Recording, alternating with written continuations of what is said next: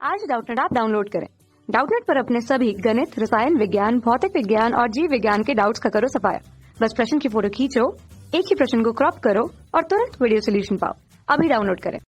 प्रश्न है, क्लोरोफाइसी में पाए जाने वाले जनन को समझाइए। तो चलिए जानते हैं। सबसे पहले बात करें, ये जो क्लोरोफाइसी है ये शैवाल जगत का वह वर्ग है। तो ये शैवाल जगत का वह वर्ग है जहाँ पर आपके हरे शैवाल आते हैं। सभी शैवाल हरे होते हैं। और ये हरे क्यों होते हैं? हरे इसलिए होते हैं क्योंकि इनके शरीर में पर्णहरिम ए तथा पर्णहरिम भी मुख्य रूप से उपस्थित होते हैं। यही जो पर्णहरिम होते हैं ये इनके शैवालों के आपके प्रकाश संश्लेषी वर्णक भी हैं, मतलब प्रकाश संश्लेषण भी करते हैं। और यही आपके पर्णहरिम जो होते हैं इनके कारण इनके शरीर को रंग भी मिलता है। तो ये रंग प्रदान करने वाले वर्णक भी हैं और पोषक वर्णक भी हैं यहाँ पर क्लोरोफाइसी में। जो क्लोरोफाइसी शैवाल होते हैं ये आपके एक कोशिकीय और बहुकोशिकीय दोनों होते हैं। तो एक तथा बहुकोशिकीय दोनों प्रकार के शैवाल यहाँ पर आते हैं। एक कोशिकीय शैवाल जैसे कि है क्लोरेला, क्लमाइडोमोनास, वॉलवॉक्स इत्यादि। तो क्लोरेला, क्लमाइडोमोनास, वॉलवॉक्स इत्यादि ये सभी आपके एक कोशिकीय शैवाल हैं। और यदि बात करें बहुकोशिकीय शैवालों की तो वहाँ पर आते हैं यूलोथ्रिक्स जो कि एक फिलामेंटस शैवाल है, स्पाइरोगाइरा, कारा इत्यादि। तो इस प्रकार के शैवाल आपके बहुकोशिकीय शैवाल होते हैं जो यहाँ पर उपस्थित होते हैं। तो ये हो गए आपके क्लोरोफाइसी। अब जानते हैं जो क्लोरोफाइसी होते हैं इनमें जनन किस प्रकार के होते हैं। तो क्लोरोफाइसी में जो जनन होते हैं वह तीनों प्रकार के होते हैं। पहले है कायिक जनन। कायिक जनन मतलब यहाँ पर क्या होगा कि जो शरीर है वह बहुत सारे भागों में विभाजित हो जाएगा, जिसे हम कहते हैं विखंडन। तो शरीर बहुत सारे भागों में विखंडित हो जाएगा और हर एक भाग जो होगा या हर एक विखंडित भाग जो होगा वह नया शरीर बना लेगा। तो इस प्रकार से यहाँ पर आपको क्लोरोफाइसी में कायिक जनन मिलता है।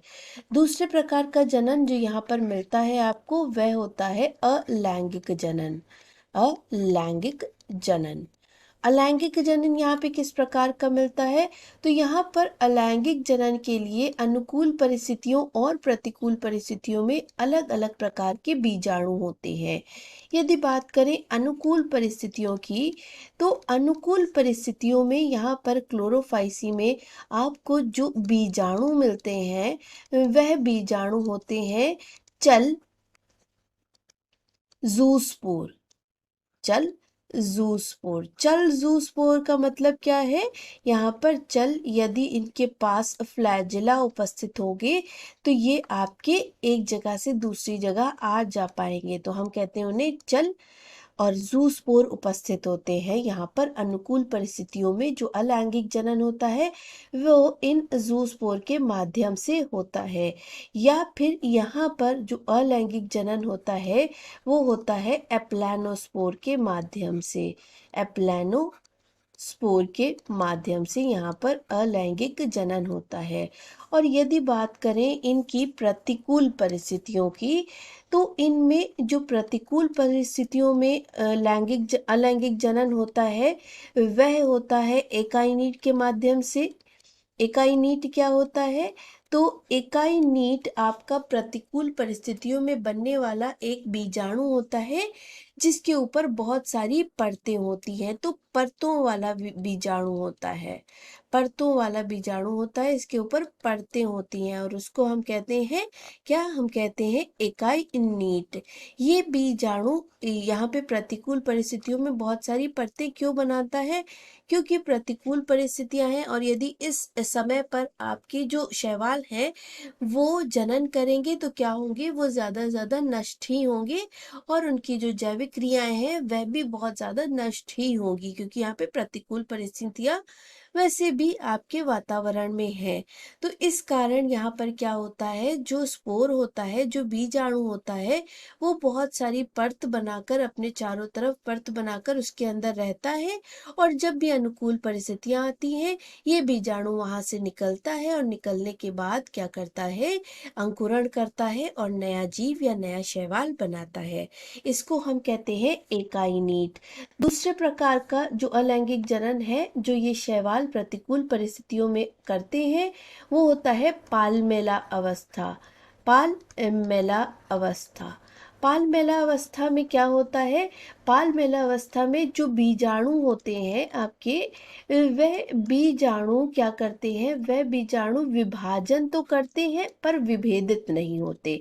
तो यहाँ पर पालमेला अवस्था में विभाजन होते हैं पर विभेदन नहीं होते।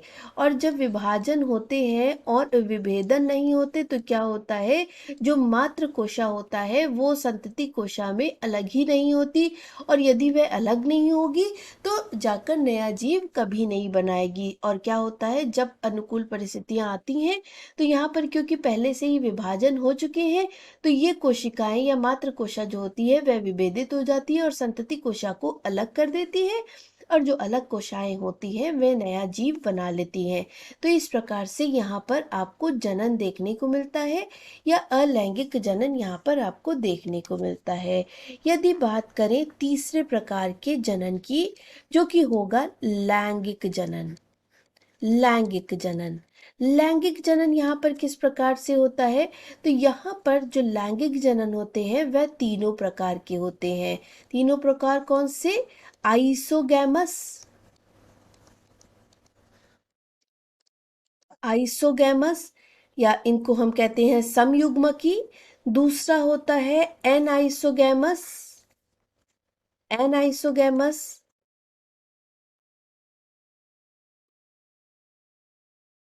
और तीसरा होता है ऊगैमस। तो ये तीन प्रकार के जनन यहाँ पर होते हैं ऊगैमस, जिसे हम कहते हैं अंडाणुक युग्मकी। तो ये आपके तीन प्रकार के जनन है, तीन प्रकार के लैंगिक जनन है जो शैवालों में मिलते हैं। जानते हैं ये लैंगिक जनन कैसे होते हैं, क्या होता है। आइसोगैमस उस प्रकार का लैंगिक जनन होता है जहाँ पर जो दोनों युग्मक होते हैं या सारे युग्मक जो होते हैं वह आपके जो से एक जैसे होते हैं। तो दोनों युग्मक जो युग्मन कर रहे हैं वह समान है। तो जब वो दोनों समान होते हैं, अच्छा समान कैसे होते हैं, उनके आकार समान होते हैं और उनकी संख्या समान होती है। तो जब उनके आकार और संख्या दोनों समान होती है और वो दोनों युग्मक आपस में संलयित होते हैं, उस प्रकार के लैंगिक जनन को हम कहते हैं आइसोगैमस प्रकार का लैंगिक जनन। एनाइसोगैमस प्रकार के लैंगिक जनन में क्या होता है, जो युग्मक होते हैं या दो युग्मक जो होते हैं वह आपके अलग अलग होते हैं। तो युग्मक अलग अलग प्रकार के होते हैं, यहाँ पर अलग प्रकार के होते हैं। तो यदि आपकी युग्मक अलग प्रकार के हैं तो अलग प्रकार के किस प्रकार हैं, तो अलग प्रकार के हो सकते हैं इनके आकार अलग अलग हों या इनकी संख्या अलग अलग हो, तो वही सब आपके एनाइसोगैमस प्रकार के युग्मक कहलाएंगे या युग्मन कहलाएगा एनाइसोगैमस प्रकार का। तीसरे प्रकार का जो संयुग्मन होता है वह है ऊगैमस। ऊगैमस में क्या होता है, ऊगैमस में एक अंड कोशिका होती है या अंड होता है और यहाँ पर शुक्राणु होता है, बहुत सारे शुक्राणु होते हैं। और ये जो अंड और शुक्राणु होते हैं ये आपस में संलयन करते हैं या संलयित होते हैं। तो जब अंड और शुक्राणु आपस में संलयन करें तो उस प्रकार के लैंगिक जनन को हम कहते हैं ऊगैमस प्रकार का लैंगिक जनन। तो यहाँ पर जो आइसोगैमस प्रकार का लैंगिक जनन होता है वो मिलता है कुछ एक कोशिकीय शैवालों में, जैसे कि वॉलवॉक्स। तो वॉलवॉक्स में आपको मिलेगा क्या, आपको मिलेगा आइसोगैमस प्रकार का लैंगिक जनन। एनाइसोगैमस प्रकार का लैंगिक जनन कहाँ मिलता है, ये भी एक कोशिकीय जीव जैसे क्लमाइडोमोनास में मिलता है। तो क्लेमाइडोमोनास जो होते हैं वह एनाइसोगैमस प्रकार का लैंगिक जनन करते हैं। और जो ऊगैमस प्रकार का लैंगिक जनन होता है ये मिलता है कारा में।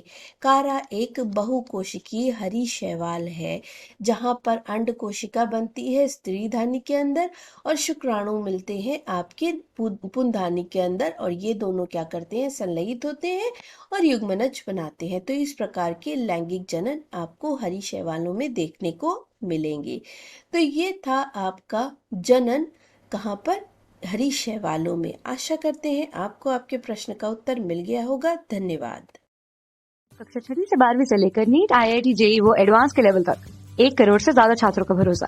आज ही डाउनलोड करें डाउटनेट ऐप या व्हाट्सएप करें अपने सारे डाउट्स 8400 400 400 पर।